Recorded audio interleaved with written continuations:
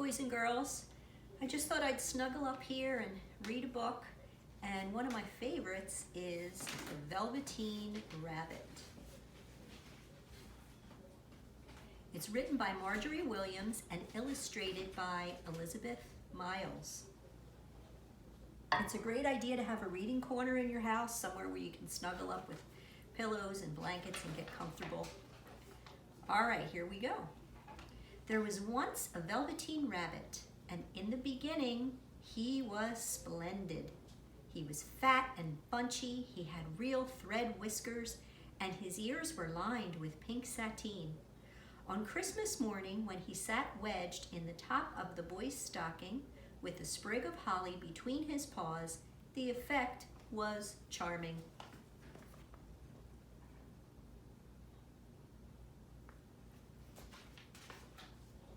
For a long time, he lived in the toy cupboard in the nursery. Being only made of velveteen, some of the expensive mechanical toys quite snubbed him and pretended that they were real. "What is real?" asked the rabbit one day. "Does it mean having things that buzz inside you and a stick-out handle?"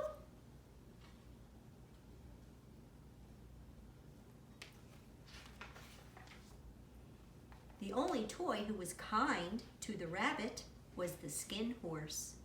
The skin horse had lived in the nursery longer than any of the others, and he was very wise. "Real isn't how you are made," said the skin horse. "It's a thing that happens when a child loves you. It takes a long time. Generally, by the time you are real, most of your hair has been loved off. You get loose in the joints and very shabby." "Does it hurt?" asked the rabbit. "Sometimes," said the skin horse, "but when you are real, you don't mind being hurt." The rabbit sighed. He longed to become real, and yet the idea of growing shabby was rather sad. He wished that he could become real without uncomfortable things happening to him.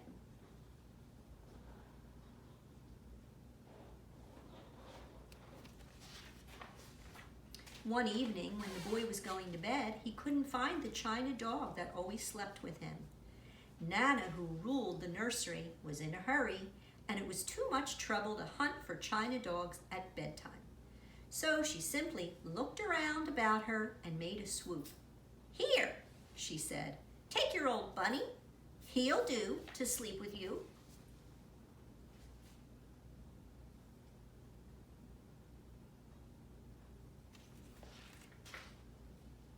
That night, and for many nights after, the Velveteen Rabbit slept in the boy's bed. At first, he found it rather uncomfortable, for the boy hugged him tight and rolled over him, and sometimes pushed him so far under the pillows that the rabbit could scarcely breathe.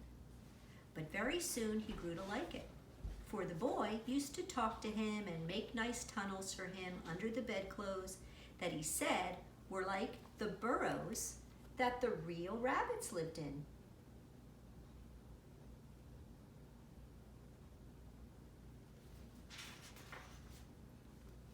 When the boy dropped off to sleep, the rabbit would snuggle down close under his little warm chin and dream with the boy's hands clasped close around him all night long.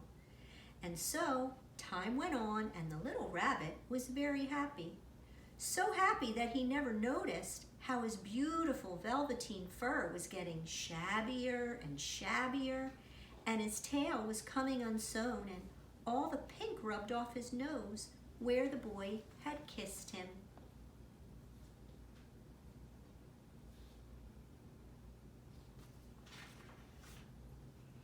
Near the house where they lived, there was a wood, and in the warm summer evenings, the boy liked to go there after tea to play.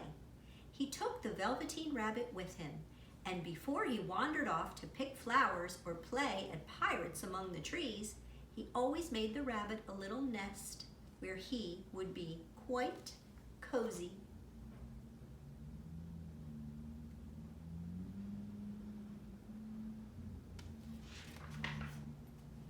One evening, while the rabbit was lying there alone, he saw two strange beings creep out of the tall bracken near him. They were rabbits like himself, but quite furry and brand new. They must have been very well made, for their seams did not show at all. The rabbit stared hard to see which side the clockwork stuck out, for he knew that people who jump generally have something to wind them up, but he couldn't see it. "Why don't you get up and play with us?" one of them asked him. "I don't feel like it," said the rabbit, for he didn't want to explain that he had no clockwork, nothing to wind him up. "Ho ho," said the furry rabbit, "I don't believe you can." "I can so," said the little rabbit. "I just don't want to."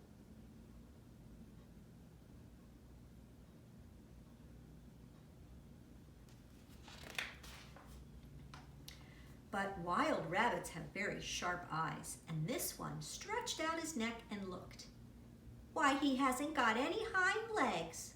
Fancy a rabbit without any hind legs." And he began to laugh. "He doesn't even smell right. He isn't a rabbit at all. He isn't real." Well, the little rabbit began to cry. Just then the boy ran past him, and with a stamp of feet and a flash of white tails, the two strange rabbits disappeared. "Come back and play with me," called the little rabbit. "Oh, do come back." But there was no answer. The Velveteen Rabbit was all alone. For a long time he lay very still, hoping that they would come back, but they never returned. And soon the boy came and scooped him up and carried him home.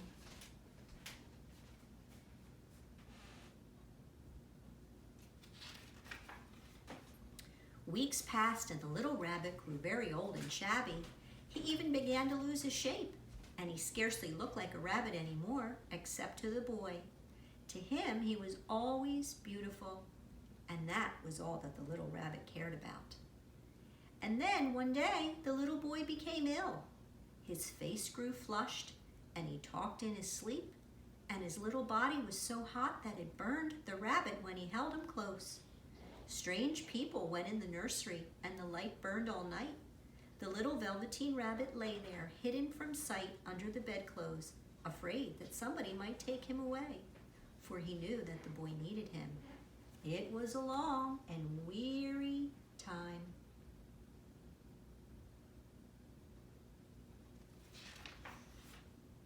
Presently the fever turned and the boy got better. He was able to sit up in bed and look at books while the little rabbit cuddled close at his side. And one day they let him get up and get dressed. It was a bright sunny morning and they had carried the boy out onto the balcony. The boy was going to go to the seashore tomorrow. Nana and the doctor had talked about it a little while, and the little rabbit lay under the bedclothes and listened.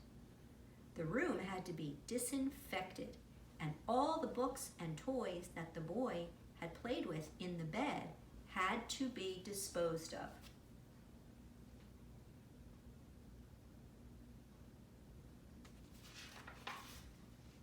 Just then, Nana caught sight of the rabbit.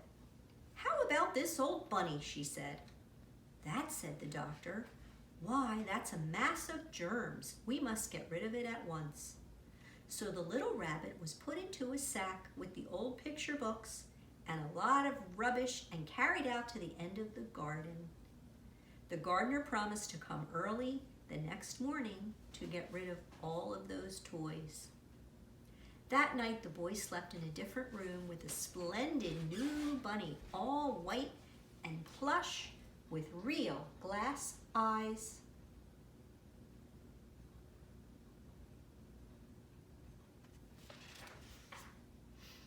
And while the boy dreamed of the seashore, the little rabbit lay among the old books and felt very lonely.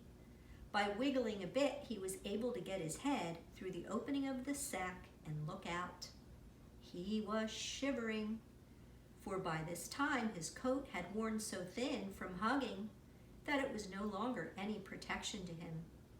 Nearby he could see the thicket of raspberry canes, in whose shadow he had played with the boy on bygone mornings, and a great sadness came over him.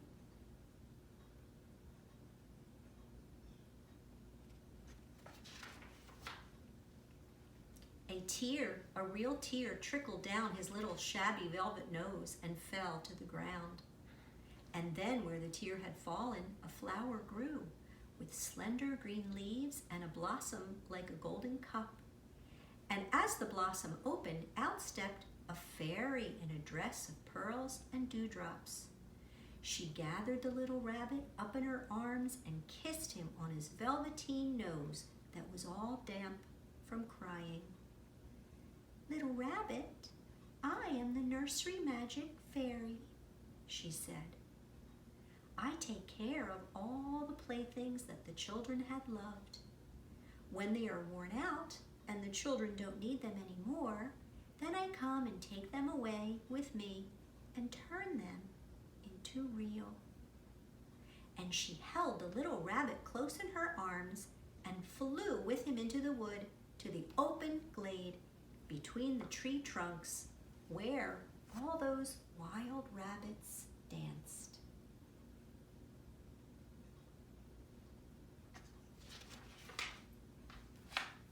When they saw the fairy, they all stopped and stood round in a ring to stare at her. "I've brought you a new playfellow," the fairy said. "You must be very kind to him and teach him all he needs to know, for he's going to live with you forever and ever." And she kissed the little rabbit again and put him down on the grass. "Run and play, little rabbit," she said. But the little rabbit sat quite still. He remembered about his hind legs, and he didn't want the other rabbits to see that he didn't have any. He did not know that the fairy had changed him altogether. But just then something tickled his nose, and before he thought what he was doing, he lifted his hind toe to scratch it. And he found that he actually had hind legs. He gave one leap, and he grew so excited that when at last he did not stop to look for the fairy, she had vanished. He was a real rabbit at last.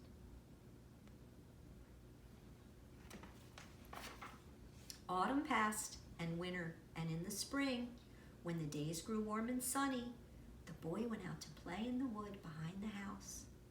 And while he was playing, a rabbit crept out from the bracken and peeped at him. And about his soft little nose and his round black eyes there was something familiar, so that the boy thought to himself, "Why, he looks just like my old bunny that was lost when I was so sick."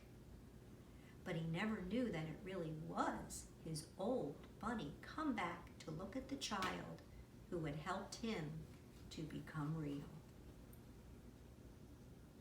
Thanks for listening, boys and girls. See you soon.